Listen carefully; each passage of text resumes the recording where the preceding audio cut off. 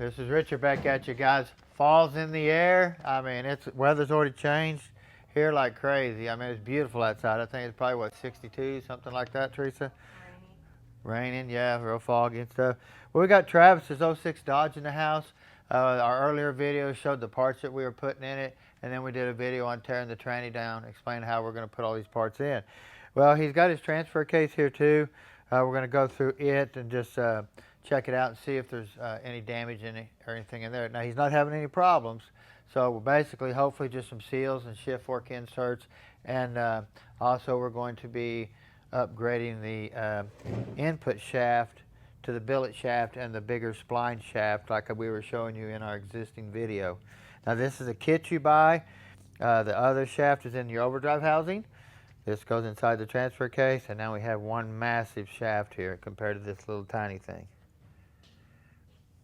See the difference there in sizes. So in our earlier video, if you watch it, you'll be able to see the difference in the what they look like and stuff. So now this is electric shift transfer case. It's a 273D. D stands for diesel, heavy duty. Let me tell you. Of course, we have our electronic motor here. Now these only go on one way. You can see they're notched down in here, where they'll physically only go on one way on the shaft. So pretty simple to install back. If you have to replace one, you get a code for one or something like that. Go ahead and get our yoke off here. See if it comes off easy enough.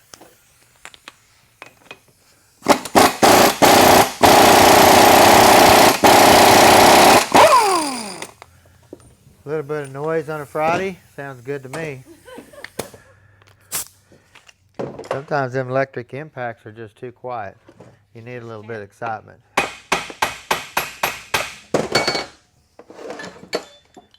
Just don't talk while you're hammering and Yes, ma'am. tools.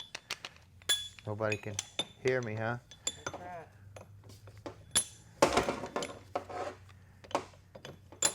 Come on.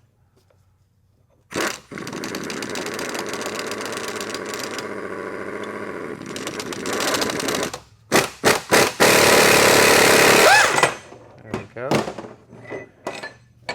Pretty simple. Now the yoke here, you notice, isn't part of the seal. The shaft is part of your inner seal. And a lot of times on the early ones, the yoke is the seal, not the shaft. So.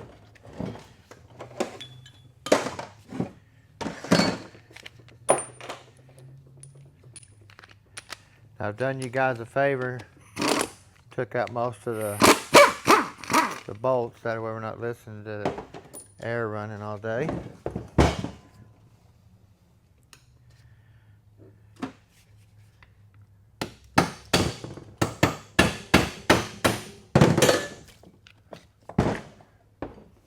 Got my special tool to get this tail housing off there. Great big old bushing down in there. Massive seal. All cracked up the dust protector.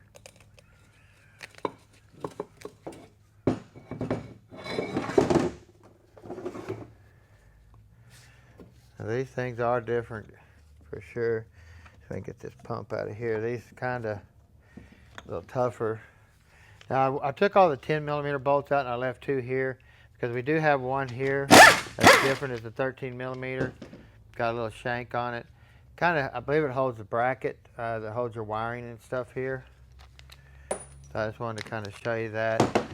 You can see this little dimple right here. That's how I remember where it goes. So pretty simple.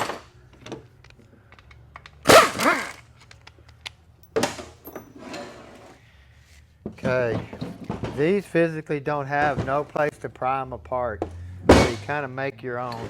I have a special screwdriver over that I have worked with for a while that does a really good job.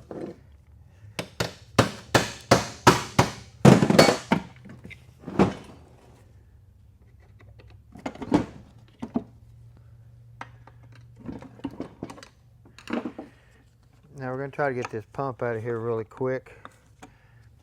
These things ain't the easiest to work on.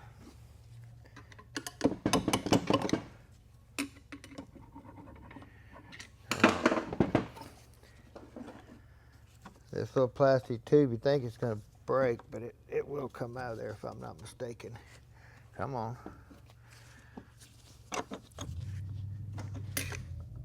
I just got to remember how to get it out of there. There we go. Now you got to be careful. You don't want to break it, but it is designed to be flimsy and bend so you can kind of move it around. You do have a seal down in here. You don't want to lose it. Unless you got a gasket set or something, it'll come with a new seal. Kits are getting really hard to find. Now this is physically your oil pump. This is your suction here and your tube that goes down here and pulls fluid. Now this gear locks onto the output shaft, so once the drive shaft starts turning, the pump starts turning to lubricate the transfer case. Of course, we got this massive snap ring right here.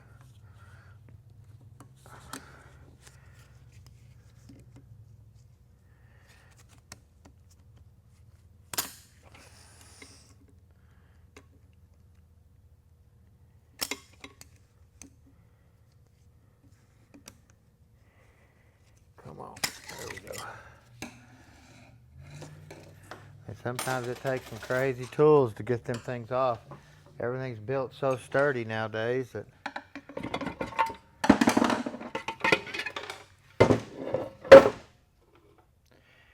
now you can see here, this is your suction tube. It sits down in here. Just like that. Then your pump hooks on the other side of it and sucks it off the bottom here. Got some really big old bearings in there. No metal. Looks really clean. You can look here even on the magnet. I mean, there's nothing on the magnet. Yeah, this gentleman services this all the time, or it's just a really clean running unit. And I like to grab this shaft, kind of pick up on it, and I can kind of pull just a little bit and tell me what my chain looks like. The chain's still hanging down the bottom, been rubbing or anything, you know it's wore out. But this chain here still looks really nice.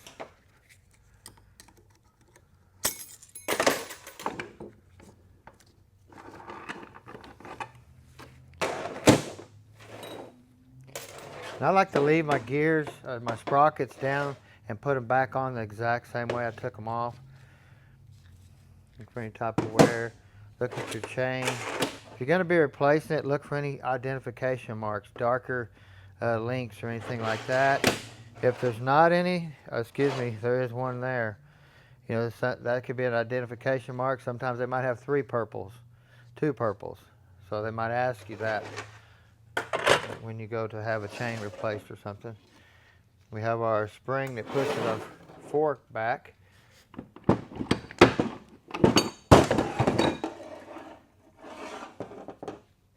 see here. We have our shift fork inserts. Starting to get really thin. You're starting to be able to see through them. I mean, really, really thin, paper thin.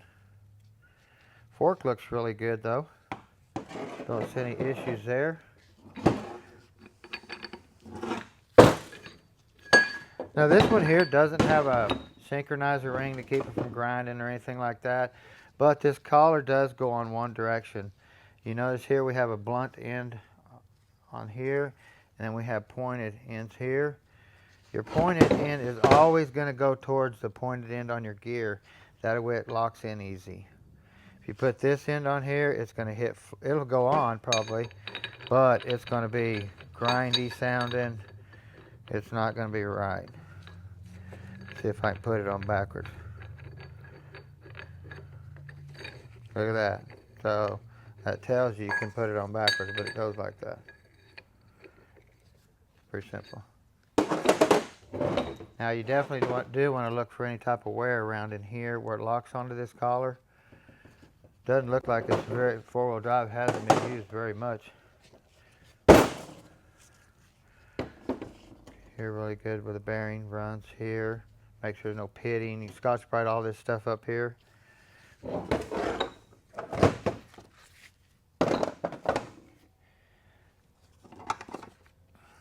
if I can. Now we have our range fork here. This is your lower planetary reduction planet that puts it in 4-wheel low. This is your 4-wheel low shift fork. You can see these inserts here are really funny looking. But if you get a kit, wherever I did with it, where'd it go? I put them somewhere. I just got a kit in with them all. Somewhere, I gotta find it. Laid it somewhere, but we got all the shift works here. They come in one bag. These come in one bag. So pretty simple. Now on this gear here, you want to look on both sides here where it locks down into the Planet down in here. I mean, this thing almost looks like it's never been used in four-wheel drive. See a little bit of shiny here, but looks really nice.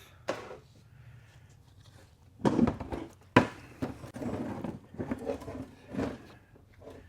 if I can get this seal out here real quick.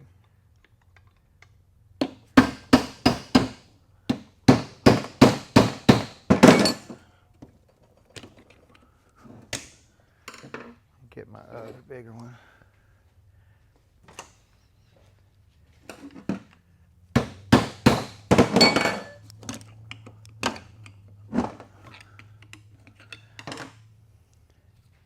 That thing's rusted in there solid. But we got to get our Planet out of here because this is where we're going to be changing our pieces out right through here.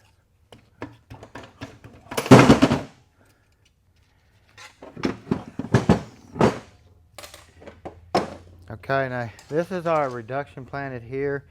Now what we're going to do, we're going to be replacing this piece right here. So we're going to get in here and look at all the washers and stuff. Make sure everything looks good. There'll be one down in here that's going to have tabs on it.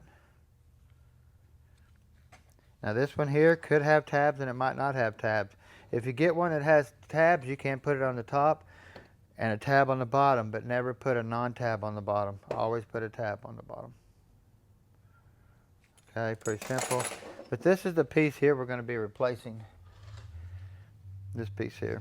You can see the difference in the size of the shafts.